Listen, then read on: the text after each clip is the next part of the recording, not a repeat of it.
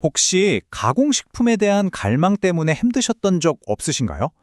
아, 이건 끊어야 하는데 하면서도 나도 모르게 손이 가는 그런 덫에 갇힌 기분이요.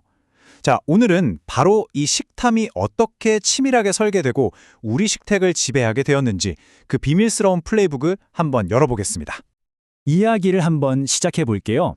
34살 캐럴이라는 분의 경험인데요.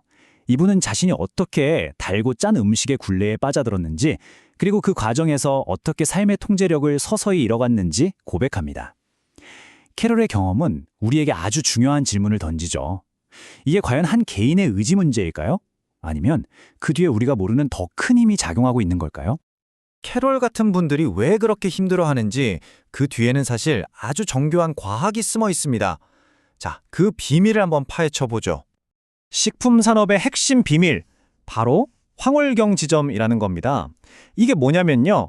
소비자가 제품을 딱 먹었을 때 아, 너무 맛있다 라고 느끼고 계속해서 더 먹고 싶게 만드는 설탕, 소금, 지방의 완벽한 조합점을 말해요. 그러니까 한마디로 과학적으로 계산된 더 먹고 싶은 맛인 거죠. 이 황홀경 지점을 만드는 데는 뭐랄까 거부할 수 없는 삼위일체 같은 게 있어요. 바로 설탕, 소금, 그리고 지방입니다. 설탕은 우리 본능을 탁 건드리고 소금은 혀에서 맛이 폭발하는 느낌을 주죠. 그리고 지방은 그 부드럽고 만족스러운 식감을 완성합니다. 이 세 가지가 완벽한 비율로 딱 결합될 때 우리는 정말 저항하기 힘들어지는 거예요. 근데 여기서 진짜 흥미로운 게 뭔지 아세요? 업계 사람들은 절대 중독이라는 말을 안 쓴다는 거예요. 탐사보도 전문 기자 마이클 모스에 따르면 그들은 대신 갈망을 유도한다거나 자꾸 손이 가게 만든다는 식으로 표현을 바꾼다고 합니다. 본질은 똑같은데 단어 하나로 그 느낌을 완전히 희석시키는 거죠. 자, 그럼 이제 문제의 핵심으로 들어가 보죠. 대체 이 식품 대기업들은 뭘 또 언제부터 알고 있었던 걸까요? 그 비밀스러운 내부 기록을 한번 들여다보겠습니다. 정말 결정적인 질문이죠. 과연 그들은 자신들의 제품이 지금의 이 비만 대유행에 어떤 영향을 끼치는지 정말 몰랐을까요? 그 답의 실마리가 지금으로부터 20여 년 전 어떤 비밀 회의록에 남아 있었습니다. 1999년 식품업계 거물들이 다 모인 자리에서 크래프트의 한 임원이 용기를 냅니다. 우리 제품이 비만 문제의 원인이라는 걸 인정해야 한다. 뭐라도 해야 한다고요. 그런데 돌아온 대답이 정말 차가웠죠. 한 경쟁사 CEO가 딱 잘라 말합니다. 우리 회사의 보석, 그러니까 돈 제일 잘 버는 제품들을 건드릴 생각은 눈꼽만큼도 없다고요. 아, 이 순간 명확해진 거죠. 사람들의 건강보다는 당장의 이윤이 먼저였던 겁니다.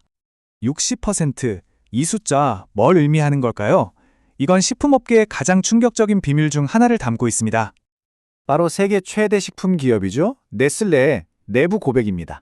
2021년에 유출된 문서를 보니까 자기들이 스스로 인정한 거예요. 우리 회사 주력 제품의 60% 이상이 건강하다는 기준에 미치지 못한다고요. 와, 이건 뭐 사실상 모든 걸 알고 있었다는 빼도 박도 못할 증거 아니겠어요? 이렇게 거대 기업들이 이윤을 쫓아서 진실을 외면하는 동안 그 피해는 고스란히 시민들에게 돌아갔습니다. 그 가장 극적인 사례가 바로 멕시코입니다. 과연 그들은 이 거대한 문제에 어떻게 맞서 싸웠을까요? 이 타임라인을 보시면 상황이 얼마나 순식간에 나빠졌는지 한눈에 보입니다. 1980년대만 해도 7%가 채 안 되던 비만율이요. 1994년에 자유무역 협정이 체결되면서 가공식품이 물밀듯이 들어오기 시작해요. 그러면서 비만율이 폭발적으로 증가했고 지금은요. 성인 4명 중 3명이 과체중이거나 비만인 상태입니다. 정말 심각하죠.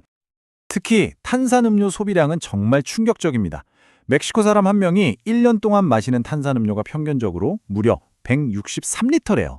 1.5리터짜리 페트병으로 100개가 훌쩍 넘는 양이에요. 그래서 멕시코는 정면으로 부딪히기로 합니다.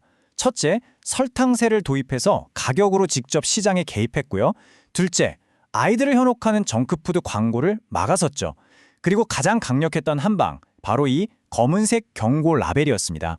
담뱃갑에 붙은 경고 그림처럼 이건 건강에 해롭다는 걸 아주 직관적으로 보여주는 거죠. 자, 그럼 식품업계는 뭐라고 했을까요? 그들의 공식적인 반대 의견이 이랬습니다. 이 라벨은 소비자들이 제품을 비교하고 건강한 선택을 하는 걸 오히려 방해한다고요. 글쎄요. 여러분은 이 주장이 어떻게 들리시나요? 결국 이 모든 건 아주 단순한 문제로 귀결됩니다.